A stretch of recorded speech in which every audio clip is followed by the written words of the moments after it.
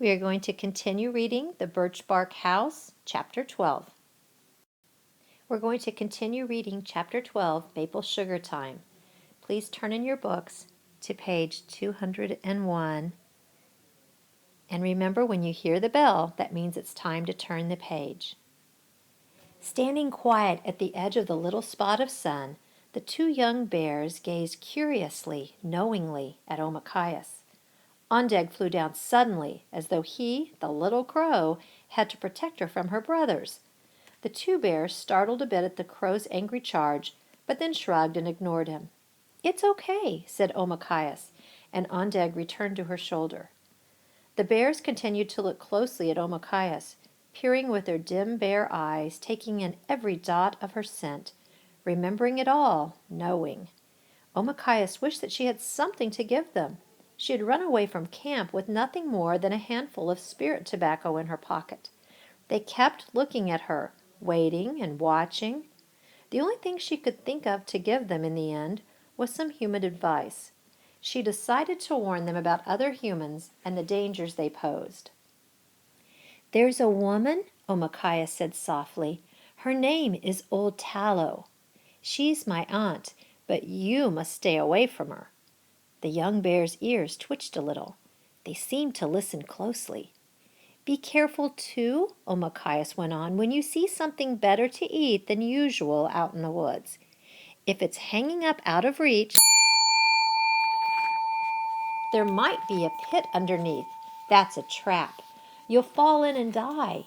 And guns. My brothers run fast from men carrying big sticks on their shoulders. Stay away from them. Don't go near the humans either the Ashanamabeg or the Chimukamanag. Stay deep in the woods. Hide if you hear Old Tallow's dogs." Omachias reached into her pocket and took out the little handful of tobacco. She put the tobacco on the ground. When she did, she knew she was asking for something, but she wasn't sure what it was. Words she had not expected came from her lips. "Will you give me your medicine?" She asked this, but her voice was uncertain. She really didn't know what she meant. She felt embarrassed at herself. "I'm pitiful," she said, just as her grandmother did sometimes when praying. "I don't know anything. I want to know your medicine. I want to be like Nokomis. I want strong medicines to save my family."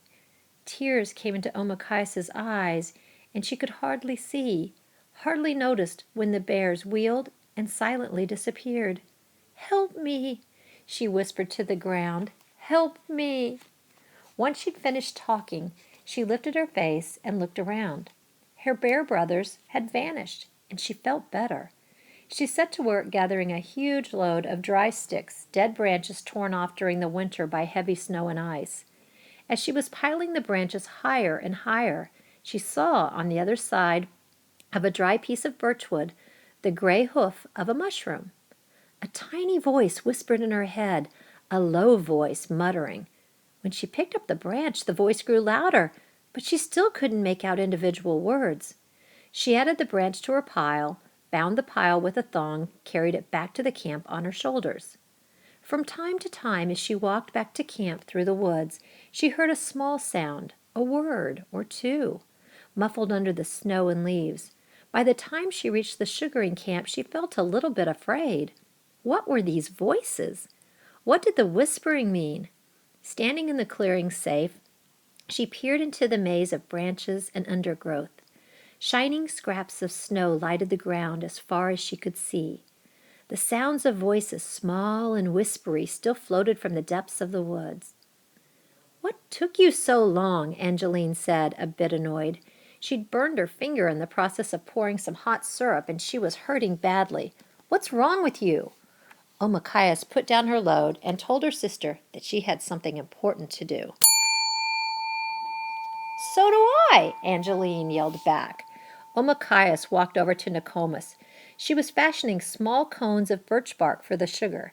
She had saved a string of duckbills, too, that she'd filled with hard sugar for a special treat. Omachias sat down beside her. "Nokomis," said Omachias, her voice soft and troubled, "I talked to my bear brothers. I listened to them like you told me. Immediately, Nokomis set down her work, wiped her hands on her skirt, and brought her granddaughter over to a wide fallen log to sit with her. She smoothed Omakaisa's hair down to either side and looked keenly into her eyes and face. Wait. Intent and serious, Nokomis filled her red stone pipe with tobacco. It was a sign that she was going to hear something important, and she took a long time perfectly tamping her pipe, which was good, because during that time Omakaias had the chance to think about just what she would tell her grandmother. When Nokomis lit the pipe and drew on it, the coals burning, the sweetness of the smoke filled the air around them and made a small holy room in which they sat, their minds close together. I talked to them, Omakaias repeated. What did you say? I told them how to be careful of humans. That's good, said Nokomis, reflecting. Unless we need meat. What did you say next? I asked my bear brothers for help, said Omakaias carefully. What did they do? I don't know. What do you mean? A wreath of smoke swirled around Nokomis's face. I asked them for medicine, said Omakaias, and when I looked up, they were gone. But as I walked back here, I heard voices. Omakaias looked quickly at her grandmother to see if she understood, and as she only nodded, Omakaias went on talking. They were odd voices, all different types of voices. Did they come from the woods? Yes. Did you understand what they were saying to you? No. Neither did I, said Nokomis, her voice pleased. Not at first. Omakaias looked at her grandmother, remembering the time she had asked whether the plant medicines had ever spoken to her. Nokomis took the pipe from her lips and gave Omakaias a long and searching look of regard. Her eyes beamed out a quiet message of love. Nokomis understood the meaning of what had happened, understood why the voices had spoken, understood what it meant for Omakaias' future, and was proud and glad to have a granddaughter who was chosen to be a healer. Even now today, I sometimes don't know what they are saying. But then, I'm old and getting weak, said Nokomis.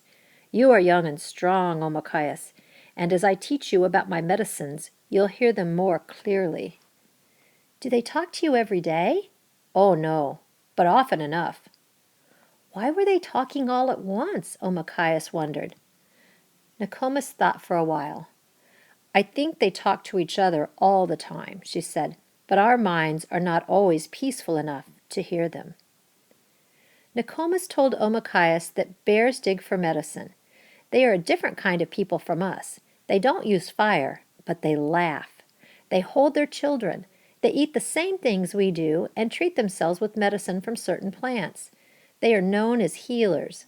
Those in the bear clan are often good at healing others. Nokomis said all of these things while stirring syrup, sugaring, constantly checking and rechecking the fires, making extra mokaks and cones of birch bark to hold the sugar they would have that year. It turned out to be a good year. The sap went down into the roots during the cold nights, came up strong when the sun warmed the trunks during the day. The winter had started out bare, frosted the trees deeply, and then the deep snows had fallen. That was known as the best kind of year for maple sap. No thunderstorms marred the flavor of the sugar. No prayers for good weather went unanswered.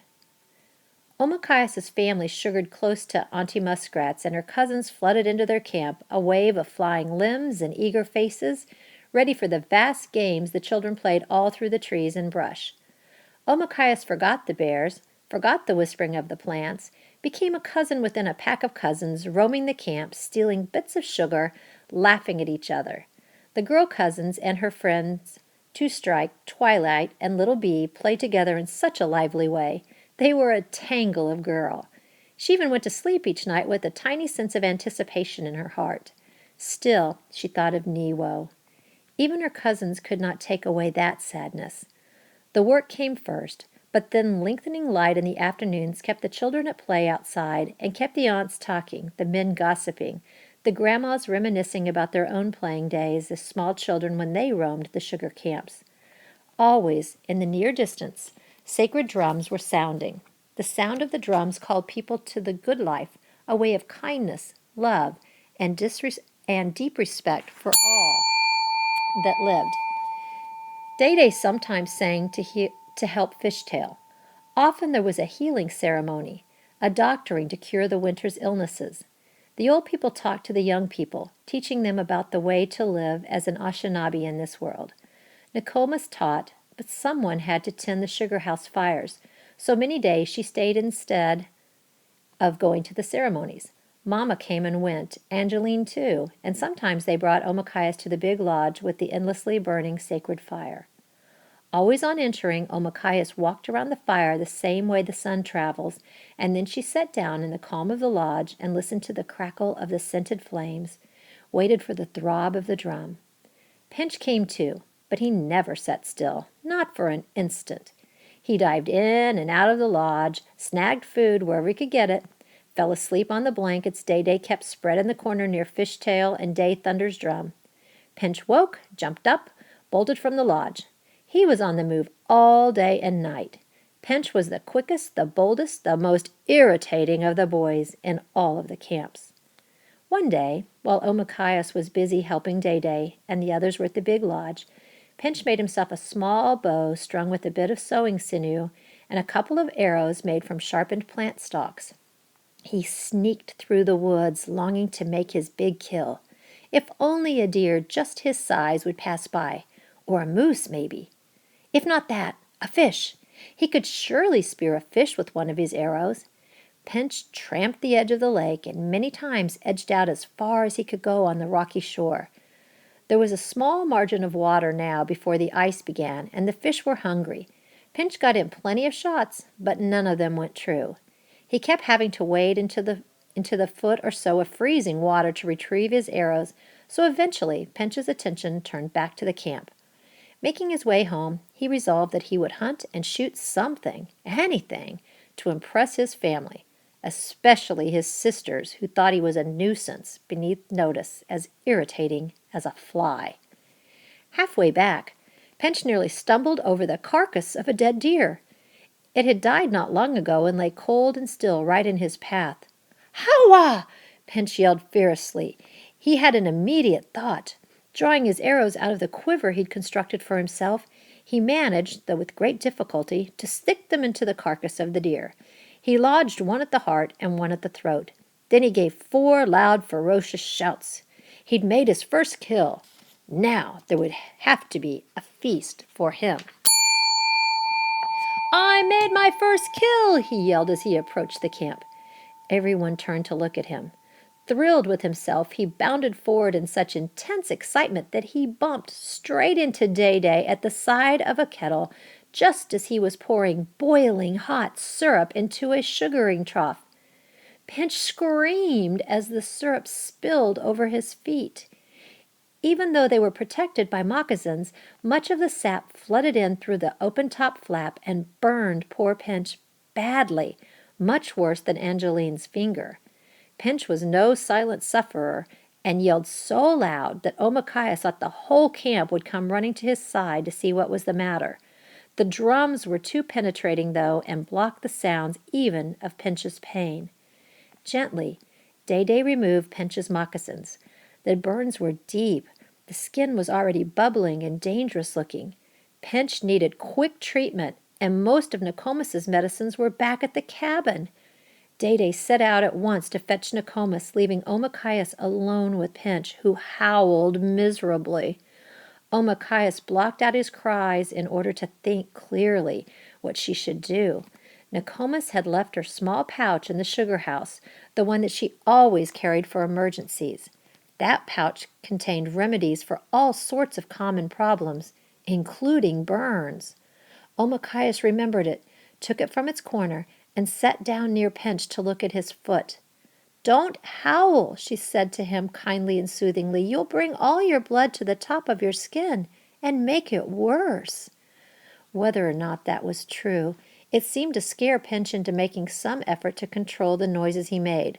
For the first time, he looked up at his big sister with trusting eyes. "Help me," he whimpered. "It hurts." That was all she needed to hear. "I'm going to make it better," said Omakayas. And once she said this, she was determined to do exactly that. Omakais examined him carefully. She had seen her Nokomis treat burns. Omakais looked and smelled the leaves and dried flowers in the birch bark packets that belonged to Nokomis. Horse mint. Omakais removed the packet and tried to remember what to do next. Pinch whimpered and gasped. Omakais took out the stone Nokomis used to prepare her medicines.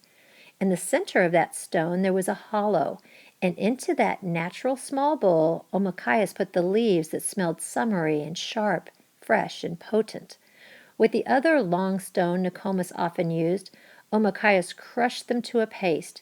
From a bag of deer tallow she added a yellow smear of grease, and then, forcing Pinch to lie still, she spread the paste on his burns and propped him against a tree. She brought him lots of maple-flavored water, stroked his forehead carefully, soothingly, and as she did this, surprisingly enough, he stopped howling. He looked up at his big sister with a gaze of intense trust. By the time Nokomos, Day, and the others returned, Pinch was quiet and looked alertly around, bright-eyed as Ondeg, wondering what trick he could play next. Nokomis bent to her grandson's feet, looked carefully at what Omakais had done. "Ho! I couldn't have done a better job," she said, pleased. Nokomis gazed proudly at her granddaughter for several long moments. "My girl, you're strong and healing." "And now," said Day, kindly touching his son's prickly hair, "what was that I heard you yell before the syrup spilled onto your feet? What about your first kill?" Pinch looked at his father. He opened his mouth. He tried to tell about the deer, but somehow he just couldn't. He was amazed at himself for not lying. "It was just a mistake," he mumbled at last, looking at his sister. "Miigwech," he said, embarrassed to be caught thanking her. It was just that his feet had hurt so badly and then felt so much better. How had she done that? So, that was the very first time Omakais made someone better with her medicine. Through the years, she would think back to that moment proudly, for her treatment worked. Pinch's feet were better in very little time. His pain was soon gone, and he had no puckered scars. It felt very good to heal another human, even if that human was Pinch.